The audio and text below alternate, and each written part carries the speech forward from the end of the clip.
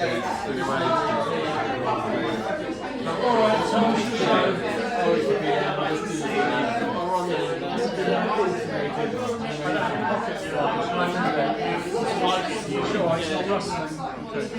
let you know how it is.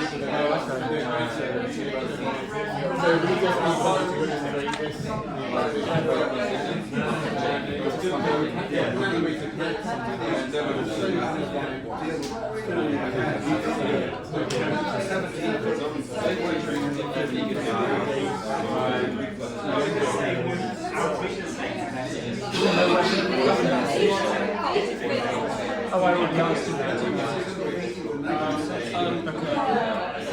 Right, thanks everyone for coming. We're going to kick off now. We are live to some people across YouTube, through our YouTube channels. That's very exciting. Maybe other people will join us during the course of the evening.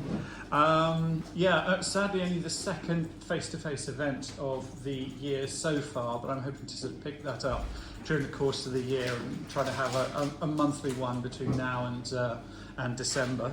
I'm absolutely delighted that Rob Munday has joined us to be our guest this evening and to screen a variety of work. What is exceptional, of course, I had notes for this, which I've now kind of closed. There we are. Excellent. Rob has actually provided me with a screening program with each film in order, which is just amazing. I have never had that before. Yeah, and printed it out, which is what can I say? Rob and Vicky have been coming since 2011. The first time you came, you showed a film called Teddy Goldblatt, which you're showing in the programme tonight.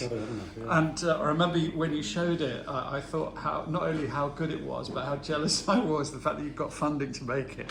Very small. It didn't look like small funding. It looked like some considerable backing. I was very impressed. But Rob and Vicky have been coming since 2011 constantly. I think you've scarcely missed an episode since then. It's good, isn't it? Yeah, I'm very, very impressed. And just before we kick off, just an update for regular members. I put the application into Farnham, to University of the Creative Arts Farnham, with Emma's wonderful help. I put in an application for research funding to have the back catalogue digitised and catalogued and turned into a searchable academic resource. I've yet to get the results back, but I'll keep you posted. I'm still looking to do a podcast called Animation on the Radio, and I'm also hoping to do, with Emma's help, to put on a large screening somewhere central. Because whilst I think the amateur status of this event, which I think affords it a lot of charm, I kind of feel that we deserve to have a big curated screening in a central London cinema. I was thinking somewhere like the Curzon, somewhere like that. Yes? Well, you should try the Garden Cinema. Okay. Yeah, the Garden Cinema is quite good, but the screen's very small. Yeah, but they're independently run and they are very open to this kind of thing. Okay. No, but they did the Bar Shorts one. Chris did. That you mentioned, last yeah. month, and that was actually a fantastic event. Yeah. And being small was quite good because it's got a quite cosy kind of bar setup. Yeah. And it wasn't, so it's about a 70-80 seater. Yeah. So no, it's fine. Obviously, if you want like a really big screen, you wouldn't choose there. But I think they are quite conducive, and I think we could probably get a deal though. Well, that would be good. Yeah, we should talk about this.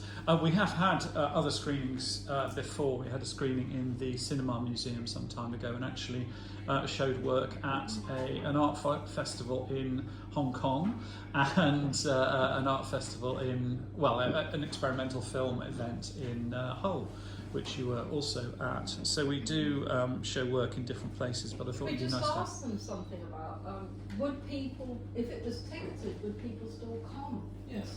Would people pay to come if it was at the Garden Cinema? Yeah. Okay, that's good. We'd have, they would have to split the box office. Yeah. What was the question? If you were dated, Ticketed. If it was ticketed, because but like if Martin put on a big Obviously, of event, a course. bigger event, kind of different. people would have to pay like £10 or ticket or something. Or Yeah, Chris we could Shepherd give put some on away. bar Chris shorts. gave some away to students and Yeah, stuff. well that was only 10 quid a ticket. It's packed. Really? Bar shorts. That was Yeah. there last month. It was really good. Okay. Yeah. So people are prepared to pay. Hmm? People are prepared to pay. How about £15? Would you be prepared to pay £15? I think 15's a bit much. Okay, so 12. Would people go for 12? Discount for students. Discount for students, yes. Discount for Rob and Vicky as and Emma as long term. As long term. I think the cinema often Don't gives worry, it us would like, still cost you money to do it. You would? It would still cost you money to do it. They don't need to charge 12 quid. Okay. But it will still be a lot of time for you. Yes. To organize it and so on. Yeah, but it's for the love. It's for the love. Yeah, so Rob is our special guest tonight. You did another one, a screening here in 2016, I think, in which you showed some live action material as well. You just completed a new short that you showed. What I'm hoping to get Rob to talk about is the kind of twin prongs of your creative output. I'm not taking the piss, by the way. Rob makes films of kind of varying styles, a lot of experimental work, and also some comic elements, but also you write plays, don't you, Rob? Yeah, I write just various things. Poems, film scripts, plays, a different mix of stuff. So yeah, the films that are going to be on tonight is sort of split into two halves. The first half is more of basically the non-dialogue stuff. So that's either more experimental things or silly but without dialogue. And then the second half is stuff with some sort of dialogue and a couple of live action things put in there as well. But yeah, so it's got the mix. Yeah. Okay. Well, do you want to say a little bit about what's happening inside one? Yeah. So I've got my service. So I'll just introduce the first couple of films. We said you notice it was called Broken Biscuits. That's just because Martin asked me for a title. I didn't think we needed titles normally, but that was what I came up with. And the only logic I can think behind it is, if anyone knows when you get the old packets of Broken Biscuits, is they're cheap.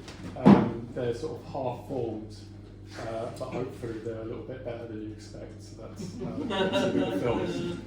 So in that tradition, what you see there, that's going to be the first film. So that's called Ham. It's not full film. It's a little test that I did probably around lockdown time, because I have a longer film that I want to make that just follows a piece of ham, and it's a portrait of a group of people, but all told from the point of view of the ham. So you just get these it gets sort of passed around lots of people for this for what is awake in the film, and you just hear these little snippets of conversation, and you end up caring mostly about what happens to the ham. But this is just a little moment of that, and probably done in a different style. So I actually want to do the thing, but this is just me basically using all the magic markers I had lying around in the flat. And then after that, we've got one called Filaments, which is Circus. oh, is that the order? Yeah. Oh, okay. Oh, yes. Well, So I've got that's different. the Yeah, one no, sorry. Yeah. So the second is Service, which is quite a recent one, which is a sort of scribbly film just done with a biro and lots of little scraps of paper. So there's two super short ones, so we can watch them and then we can Great. chat about them. Okay. Should we switch on the light? Yes, please. Like, Yeah. Also, we've got quite a hum coming out of the over here. It's a fridge. It's the fridge here. Can we turn off the fridge? Oh, actually, no, there's the fridge. Is there a switch to turn that fridge on? Build up the anticipation. Yeah. Film's 1 minute. 2 minutes. 2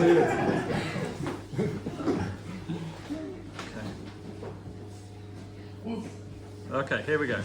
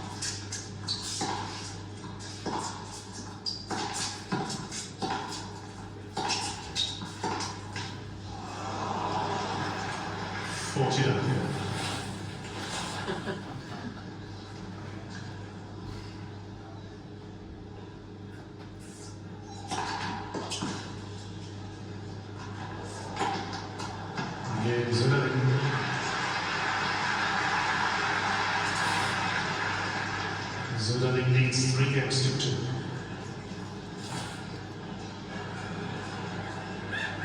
Please take your seats quickly, ladies and gentlemen. Thank you.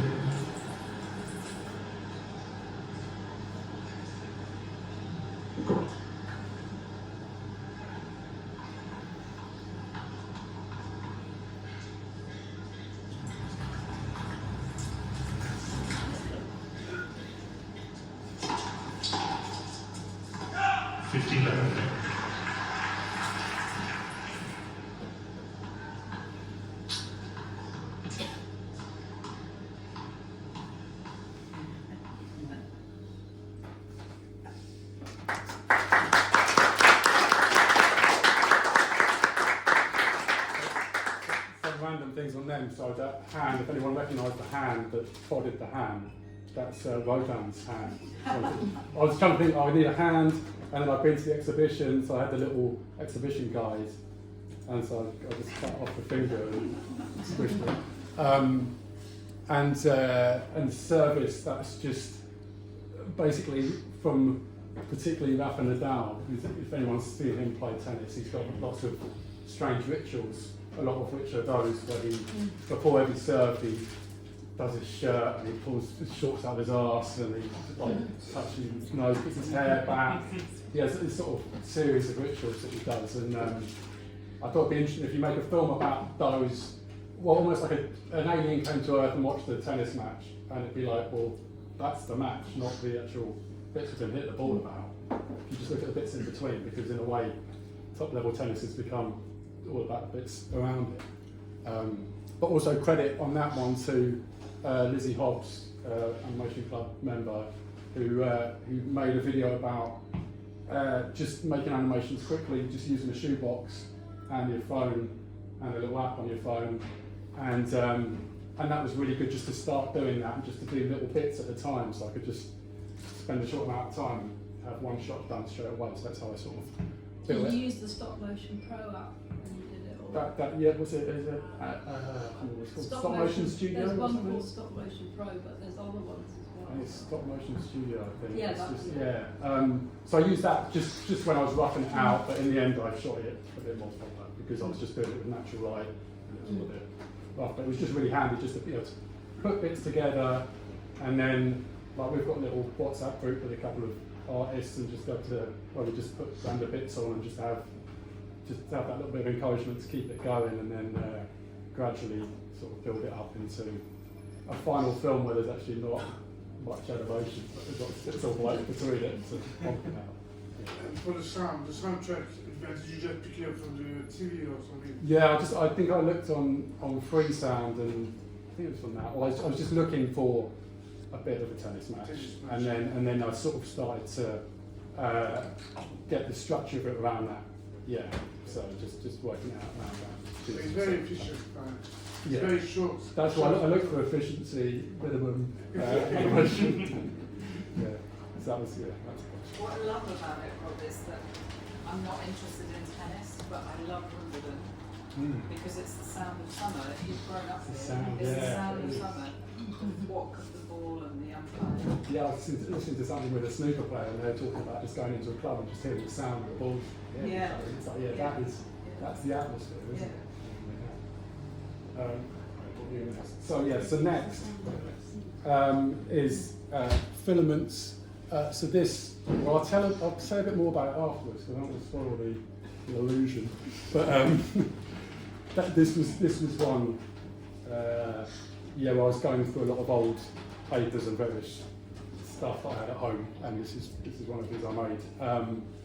And I was trying to work out the music for it, and I was thinking it'd be some sort of John Cage thing. So I was looking for some John Cage music online to use as a temp track to cut it to.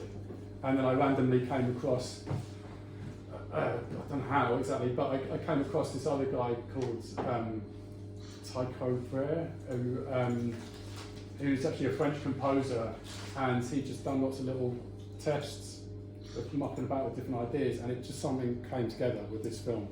Just adjusting the timings of it, and luckily he gave us permission for me to use it. And then after that is Roman Fragments, and we're very lucky because we have the maestro here, Stephen Montague, who did the music originally for a different thing. What was the music for originally? It was commissioned in 2007 for the Mercer County Dance Company's tour of Britain. So of which John Cage was, before he died, a member. So it was an homage to John Cage, who I've worked with for 30 years. And so it made use of his invention from 1939 of the prepared piano. So it's prepared piano work. Everybody know what a prepared piano is? It's a grand piano in which you put various foreign objects like nails, tacks, pieces of rubber, glass, mutes, etc. between the strings. So it gives a very unusual, unique sound. Makes it sometimes been called the American gamelan, because it's very unlike any piano you would have ever heard. And it was Cage put about 40 of those pieces between 1938 and 1945. And so this is an homage to a great friend of mine and mentor, son of John Cage. And Rob, then, so this was a unique situation where you actually, the music was fixed and you... Yeah, so Steve gave me a few tracks and said you can do what you want with them, and I was just, I was listening to them. I didn't really know what to do, and then I was looking at this book which I've got with me, so I can show people afterwards, and which has got pictures of Rome. It's like a book from the 60s, and I just thought those two things together is going to be like, I mean it's not, but it's going to be it's like an Antonioni film. It has that feel to it where it's going to be these strange sort of people within a landscape, and then it's always, as you'll see with these different films, it's always about finding the different descriptions. So with this one, it was nicely set already because I had the track was done and I had the length of the track, so I knew that was the length of the film, and I knew I was only going to use images that I could get out of this from very close-up images out of this book, and I was just going to do cutting. There wasn't going to be any dissolves or anything like that.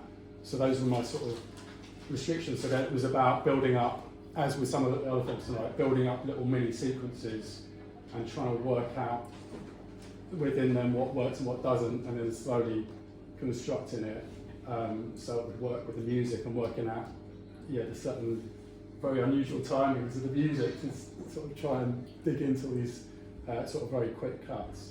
So that was the process for that. Okay.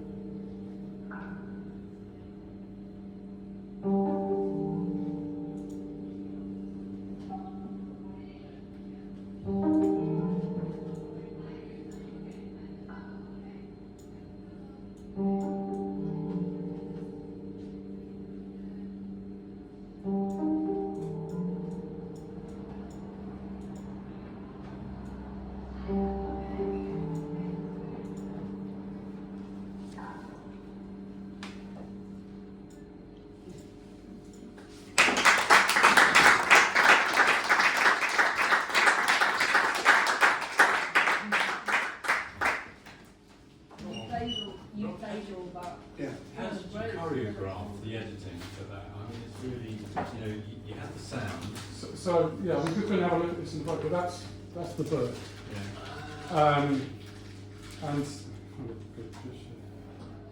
mean, so some photos are very close, and some basically it was like a series of mini sequences that I was trying to build up. So, and each sequence is like it's that little passage of the music with like a few seconds will all be based within one photo. So you can see there's a photo there which is the cars and the people walking along, and there'd be like about 7 shots within that. Because I tried different ways and I realised actually within each sequence you couldn't jump between different photos because it didn't feel right. And then because of the way the music goes, it felt right that it sort of disintegrates. So it feels like we should come back on ourselves. So that it doesn't exactly loop round, but it starts coming back to the earlier images. And then that end always makes me the trial, if anyone's seen it or someone else in the trial, it's got this great hidden screen opening bit. So yeah, there's a lot of it's trial and error, you try stuff that doesn't work. And then the other one... Could I just ask, did you have an idea of how much trial and error was involved? Were you able to anticipate? Quite a bit. It was more like a feeling of something, and then as it went on, you start realising, oh, this is what it wants to be. So, the book is just showing the landscapes of Rome and buildings and stuff, but the film is showing those people. So they're incidental people within the photos. So it's making them the stars instead. So that's sort of the focus for it. And then you just sort of, you have an idea of certain sequences that will work, and I think it's always interesting when you can make something.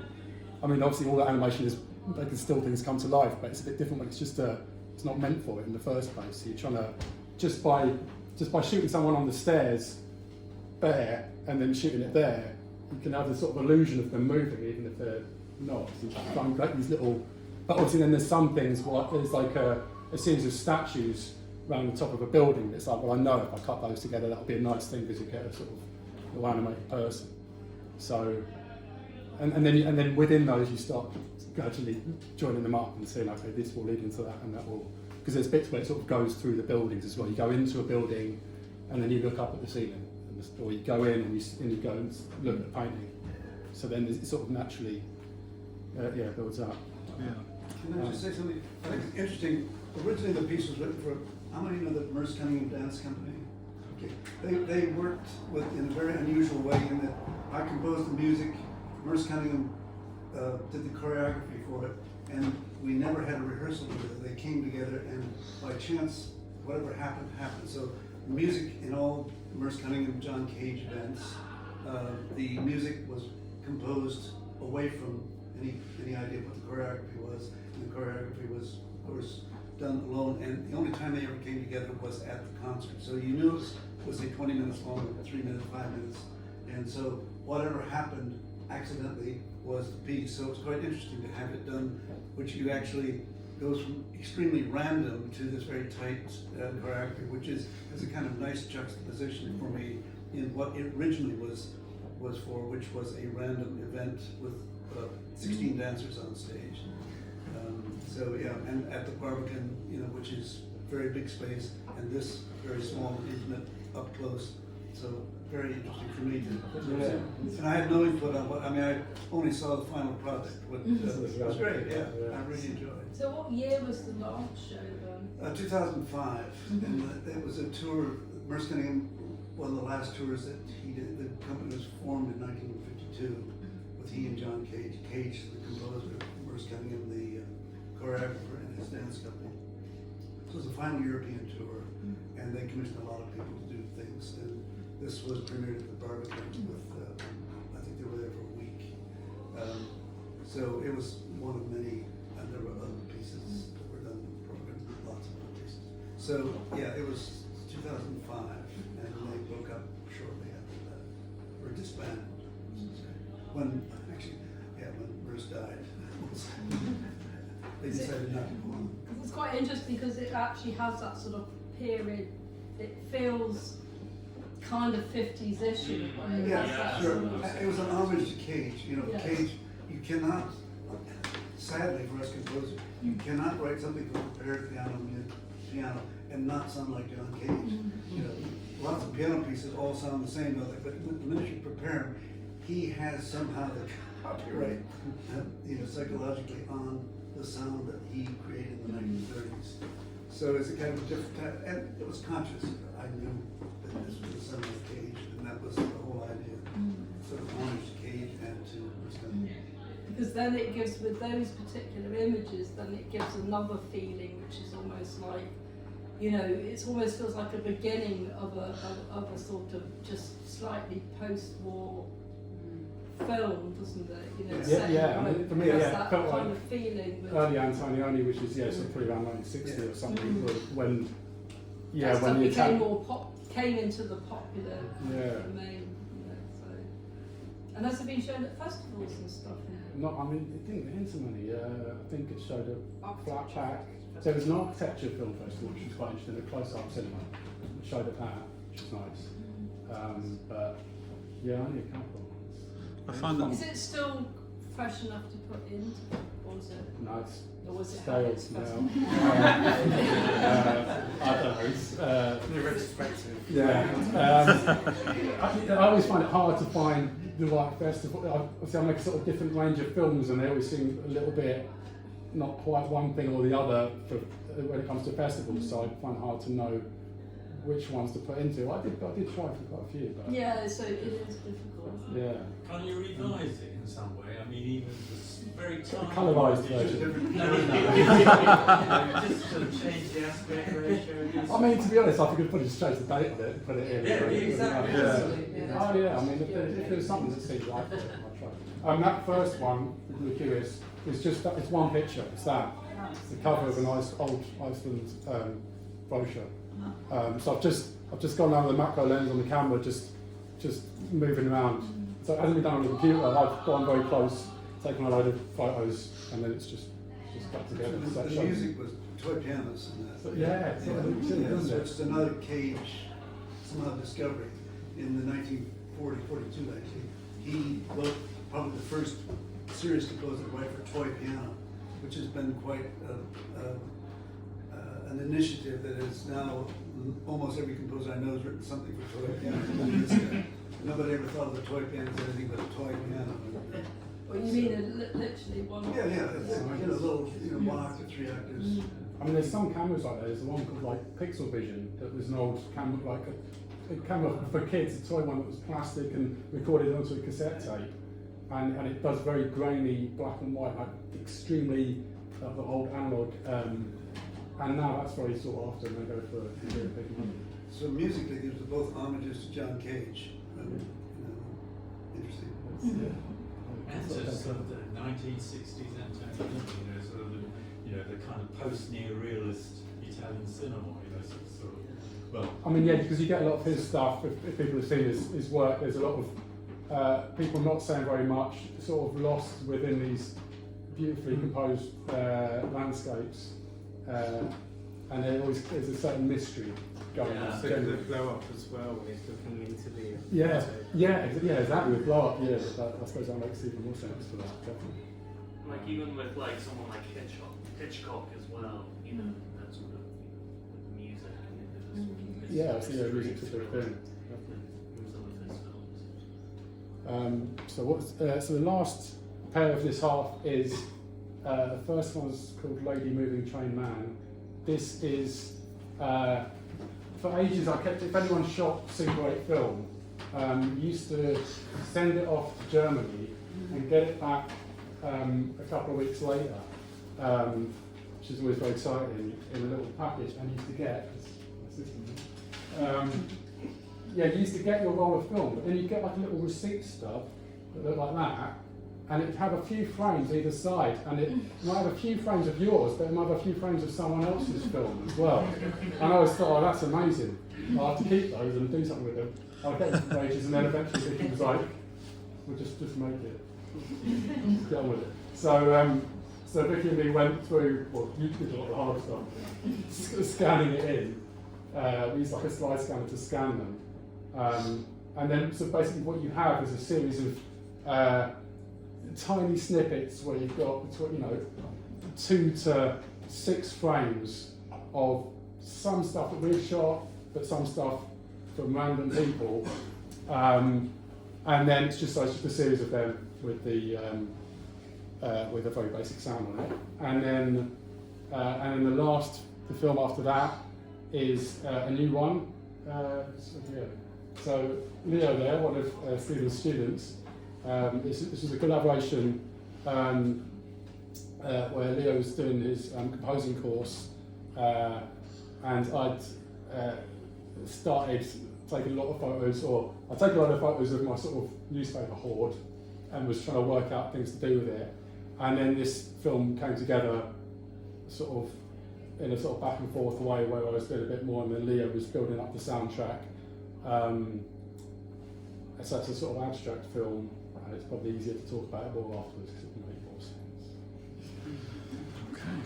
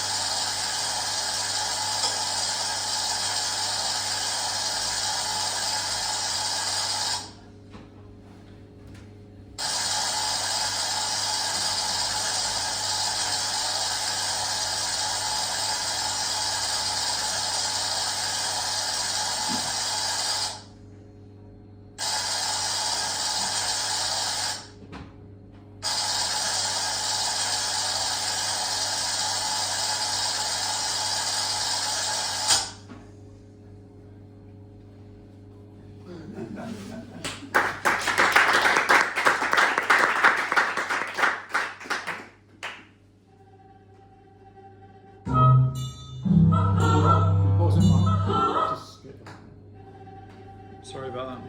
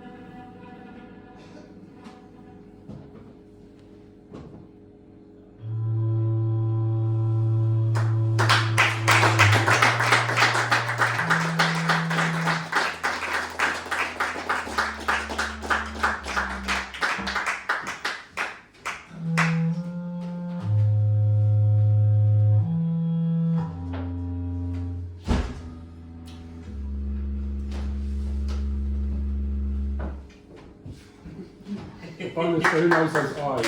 Anyone recognise the eyes? Not No.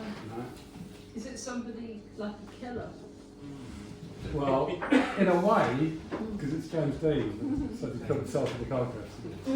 Oh, James. James Dean. Yeah. Leo, do you want to say anything about the weird process? It was 12 players, that's six singers, 3 strings, bass guitar, bass clarinet. So I wanted to add a few quirky instruments. You don't expect bass guitar, bass clarinet, but there was something and a triangle. And a triangle, which I didn't kind of think, oh, triangle would make it different, but Rob really liked the triangle, so So I stuck with that and had little touches of that, and a little technique at the end called slap tongue, where it goes bop, which just kind of seemed to work with. Actually, Rob added those eyes after, so it suddenly worked with the eyes at the end. I had a few little tweaks after, at the end. But that was for my project, my final project. Which college? Trinity Lab in Greenwich. Oh, you're at Trinity. Yeah, I've just finished.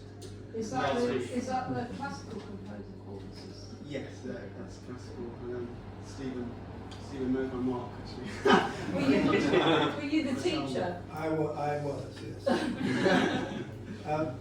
Say a little bit about how you go about working together, because that's an interesting process. I mean, mine piece was already done, so this is a bit of a weird one in a way, because I mean, what was great is that the film wouldn't exist without that initial meeting, because I had a 1-minute tester that I'd done, which had some of those sort of landscape zooms at the beginning, and had I don't know if there's much stuff actually in the final film, but those sort of bits where I think I'd used Terry Riley or something as a temp track on it, and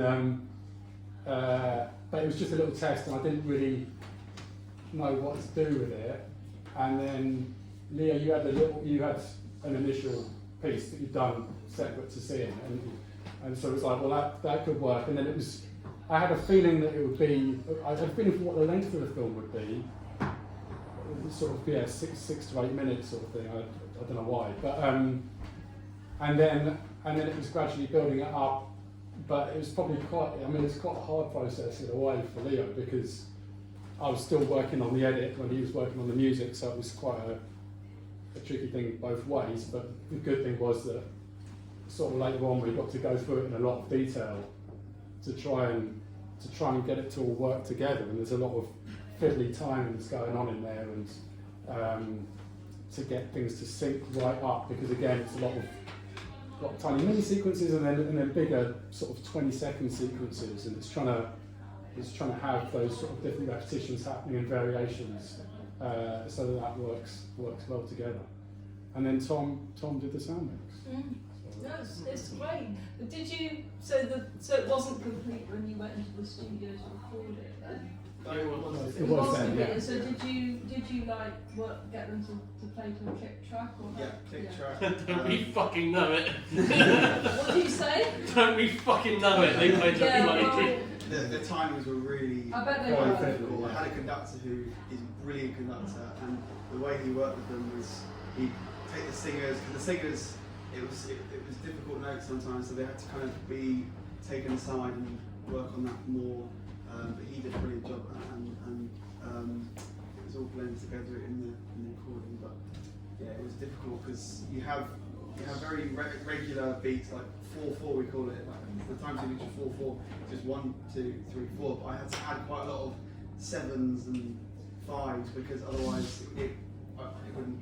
But that tends match to up. happen So with animation. yeah, I worked yes. on one thing and I suddenly went into something like 9/16. Yeah, exactly. What the fuck the 3 bars? So, But it was a challenge, and I think it came off. No, it's great. Was hard work, yeah.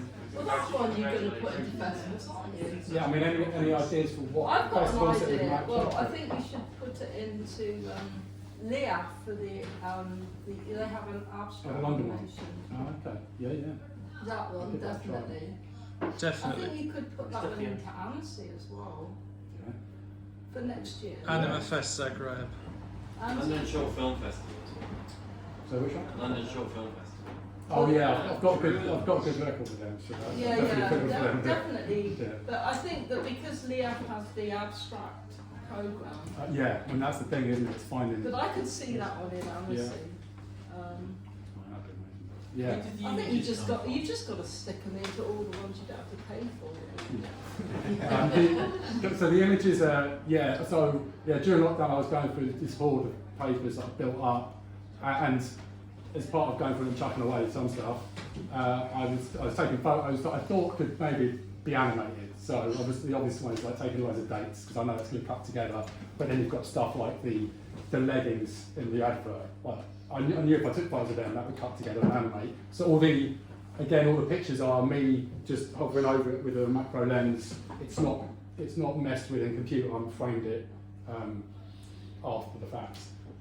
But yeah, so in a way there's no link and it's completely random. But in another way, it is linked because it's papers that I've kept for a reason and then stuff I've decided to take a photo of. So within that, I was trying to put together a script about a missing person.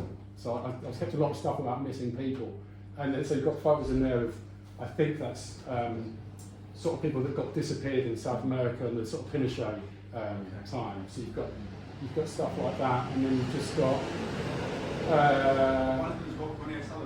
There's Ronnie O'Sullivan's Eye, because I'm into snooker, so you've got a little bit of that. What about the Dancing Girls? Yeah, so that's, I think is it Wilhelm Reich, who was a psychologist, sort of a student of Freud, or going to be the next Freud, and then went a bit maverick, went to America, and he sort of set up as a sort of pseudo-scientist with, I think, something he called like Orgasmatron or something like that, which was just a big wooden box that people would go into. And I think that was the output. And he got shut down by the FBI in the end. They came after him for pretending to be scientific. It's all gone. Accumulator. Is it all going to accumulate? Yeah. Or the fuck box, I think it was named colloquially. Yeah. So, I mean, amazing story just generally with him. So it's one of those things where you keep an article and you realise that 20 years ago you kept an article about the same sort of person. The article we kept on newspaper. Oh yeah, they had a whole newspaper and there was one thing in it. Some dates from the 60s. No. But I'm sure I saw something Was it? 60. I thought where did you get that from?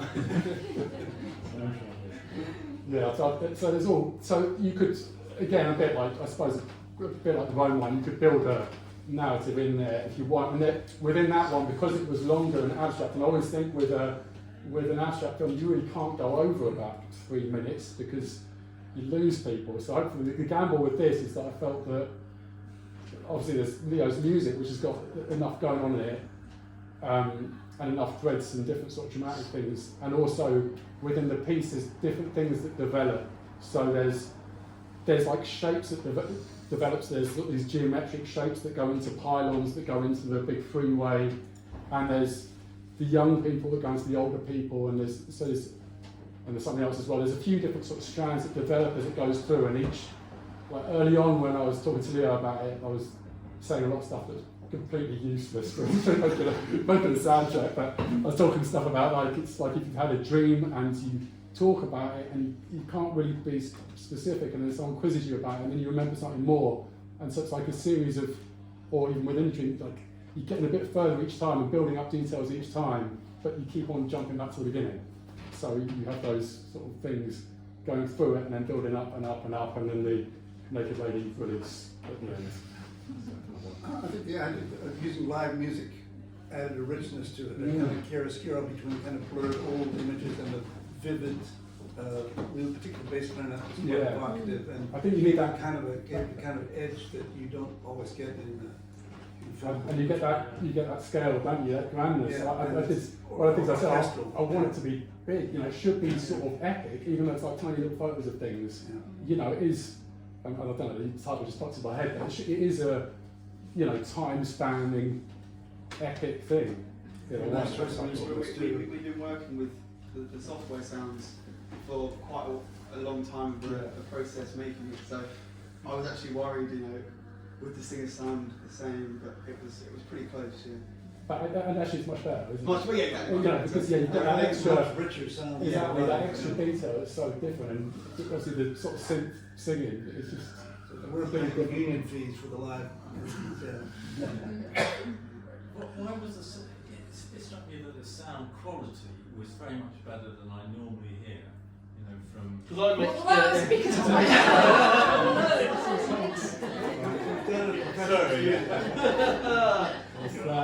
It's almost like you set him up. Yeah. You know me off my look at that. I didn't realise. It's just not ripped off some fucking YouTube video.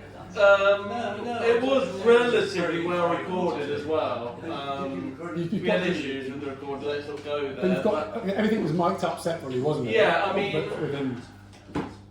it It's a compared professional to... studio. Sorry? It's a professional done in a No, it's professional done studio. Trinity, but Yeah. you've got Trinity. recorded Yeah, that's a studio, professional isn't it? studio. And Yeah. how big was Yeah, it? yeah. Were you able to Probably do? just Um, 100 in this room. And you I didn't realise Will was an did you have- intern. How I many thought did it was you do like- it in? Well, it's a pretty good intern, He isn't it? is, yeah. Section. The first section was 9, and the rest, the last bit was bass guitar, bass guitar. Yeah, so there's 2 chunks that they've recorded in, Yeah. which obviously makes it trickier as well, because the sort of Time, two parts. yeah. Well, shall we have Have you a... done a 5.1 mix of it? But yeah, but well, kind of, it's been prepped. So it's ready. So we need a It's big surround sound screening of it, yeah. But do you IMAX. have any Well, money for Nothing. it? Any money for Well, the musicians were free. No. I mean, that was the beauty of yes. One of the great things, yeah. I mean, it was amazing to have Leo and all the musicians and the space and to the record, you know. Now, is the this intern. It's a amazing. premiere then? This is the premiere. It's the premiere. I think a round of applause for that.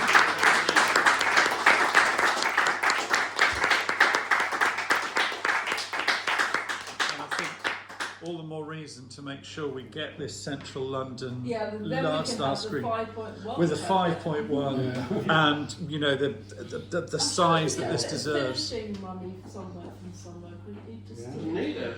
It's done. Oh, well, I'm just thinking of going. Well, we need to. Shall we have a break at this point? Shall we have an interval? If of, anyone wants to see random bits related to the films, they're here, and I've got some free postcards, Which- badges and stuff. So, Well, well, another round of applause for Rob then, I think.